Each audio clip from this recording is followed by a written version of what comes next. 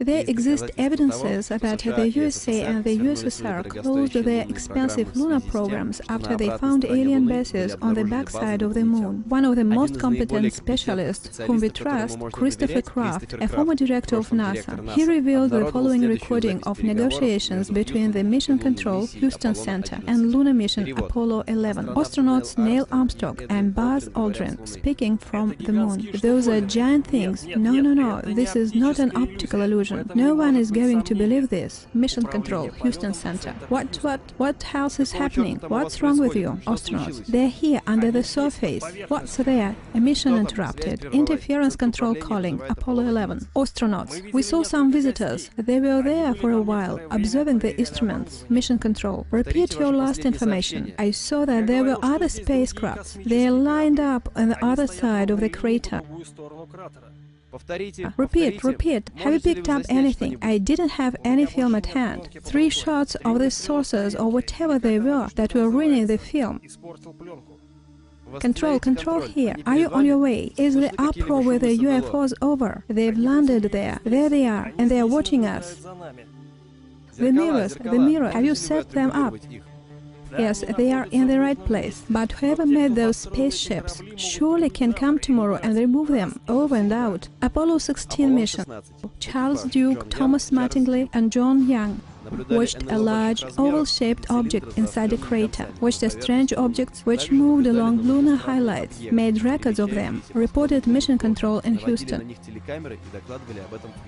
Duke, these devices are unbelievable. I'm not taking a gnomon up there. Young, okay, but man, that's going to be a steep bridge to climb. Imagine, you've invested a vast amount of money to build a house, and when the house was nearly ready, you suddenly stopped any activity. So did the USA. They spent big money for moon investigation programs and suddenly stopped all programs, in spite of promising results. Huge data indicate close contacts between the USA and aliens, the USA placing the Air Force base in Nevada at the disposal of the aliens. American ufologists claim the first contact between Earthmen and representatives of humanoids whose fleet was settled above the equator took place in 1954. The second meeting took place on Edwards Air Force Base in the presence of Eisenhower, then President of the USA. Both meetings were filmed and the recordings were preserved upon nowadays. The fact of the UFOs landing and taking off from Edwards Air Force Base was confirmed by astronaut Gordon Cooper in 1995. A mutual agreement between the USA government and aliens was reached.